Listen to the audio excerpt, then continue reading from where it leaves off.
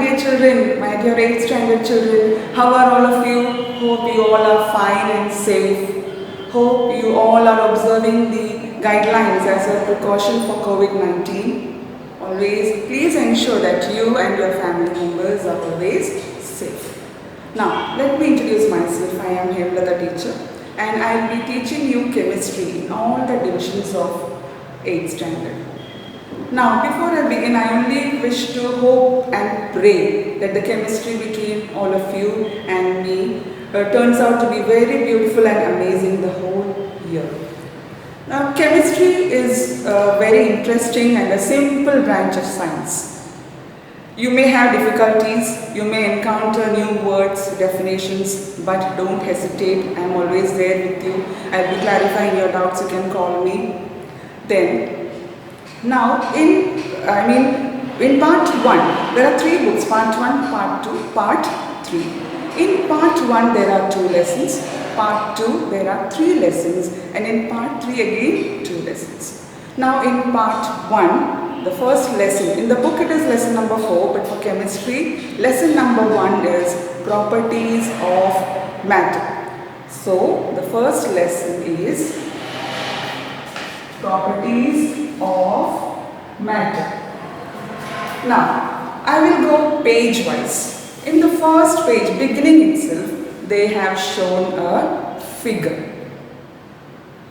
Please have a look at this figure. Can you see spectacles, a glass filled with water, a balloon filled with air, geometry box, set square, pencil? I hope you can see all this. Now, why have they included that figure in the first page itself? There is a purpose behind it. What is that purpose? Now children, I want to ask you a question. Is glass, the tumbler, and the water inside it of the same form? Is the balloon that is made up of rubber and the air inside it of the same form? No. It is an easy guess. The forms are different. Now coming down, they have asked you the balloon, what it is made up of, that is rubber, and what is the content inside it. So there is a fill in the blanks in your textbook. You have to add there air, A-I-R, because air is inside the balloon. Now what is there inside pencil? That is the next fill in the blank. What will you write there? Pencil is made up of wood. And the black thing inside the pencil, what it is? Why do you get the black color when you write? Because of the graphite, G-R-A-P-H-I-T, which is there inside the pencil. Okay, now we all are in this universe, we are vastly surrounded by many different materials. Okay, this universe has different materials, uncountable materials. Okay, so the first point that you have to know is the universe is made up of different materials. Now, for the sake of simplicity and for a better understanding, I will tell you in Malayalam the meaning of this is Prapancham, the whole Sarvatram we say. So, universe is Prapancham. Okay. Now, I am going on down towards the later portion of the page. Now, as I said, universe is made up of different materials. Now, do they all have the same states? I told you glass is different, water is different. Okay, now the atmosphere itself has many gases. Oxygen we breathe, carbon dioxide we give out. Is it the same? No. All the materials have diverse nature. This word, I think you may not be familiar. What is the meaning of the word diverse? Diverse, D-I-V-E-R-S-E, meaning different. So, there are many objects in the universe, those have different states. Now, what are the states of those materials? Now, I tell you the classification. Classification means what? Grouping. So, materials can be grouped in 3 ways. The first way is solid, the second is liquid, and the third is gas. Now, you might have studied in UP classes, you know solids, liquids, gases. Can you tell me a few examples of solids? Can you? I will tell you. For example, stone, wood, this chalk, this is a solid, isn't it? Now this bottle, it contains water. Is water a solid? No, water is a liquid. Why we call water as a liquid and chalk as a solid?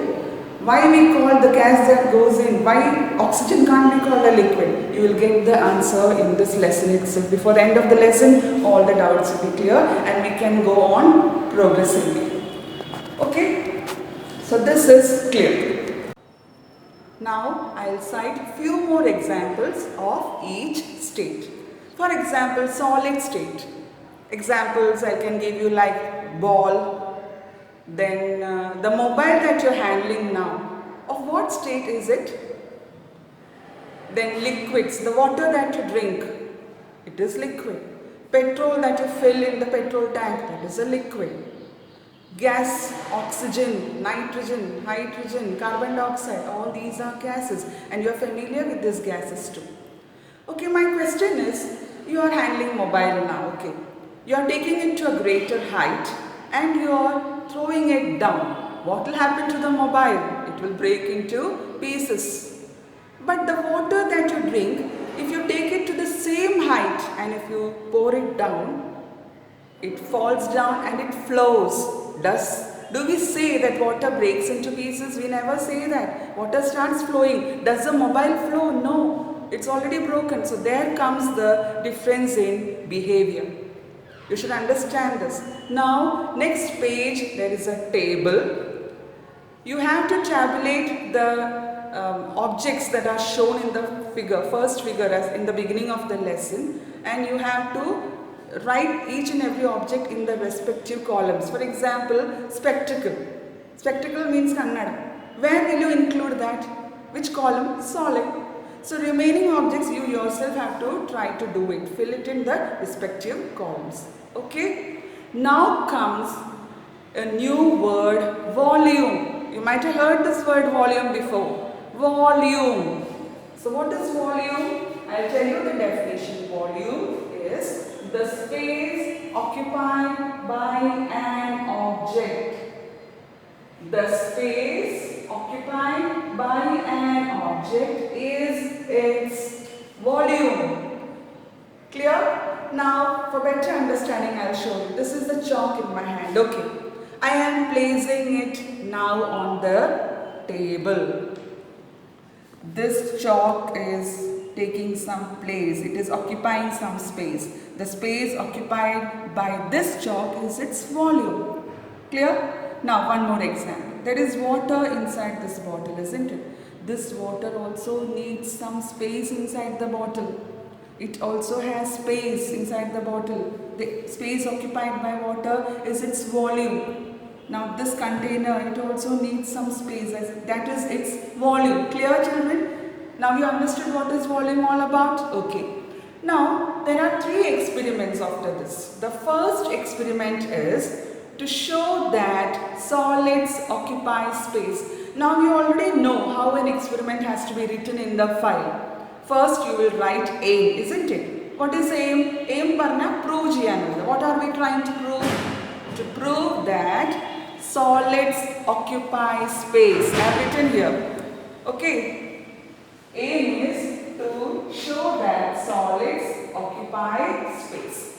Then after aim, we will write materials required. What are the materials required? I will show you, I will explain it to you, and then I will show you a figure also so that you can have a better idea. Now please concentrate and focus on what I am teaching. You might have not done this experiment before, but after I teach, you can try it at home. Okay, please have a look onto the board. Now, this is a glass beaker. This is a glass beaker and it is a calibrated one. I mean, we have marks over this. I have taken 75 ml of water. For example, 75 ml of water is there in this beaker. Okay, now I will tie a thread to a stone and I will immerse it into this beaker. I will take a thread, tie it to a stone and I will immerse it into this beaker. Now this is the same beaker where I have immersed a stone. This is a stone, okay? Now when I immerse a stone into this beaker which had 75 ml of water, what happened? The water level rose.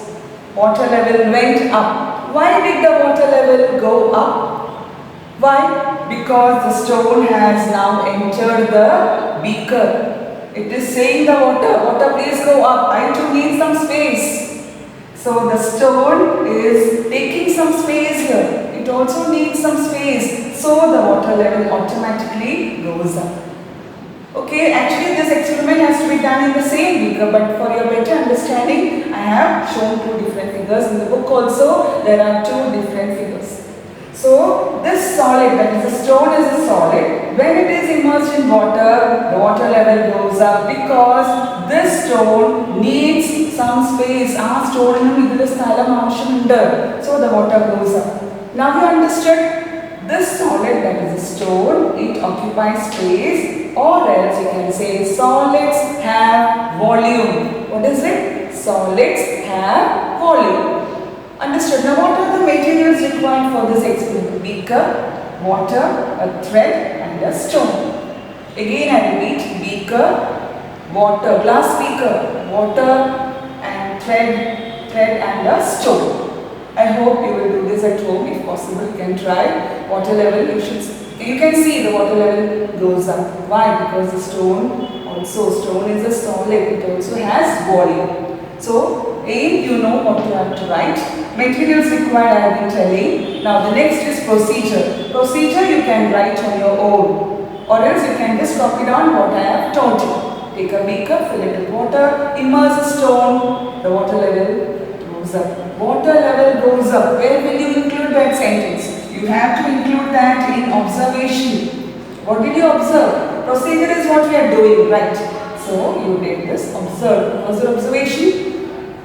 The stone, when it was immersed, the water level rose. Water level went up. So what did you infer from this? What was the result?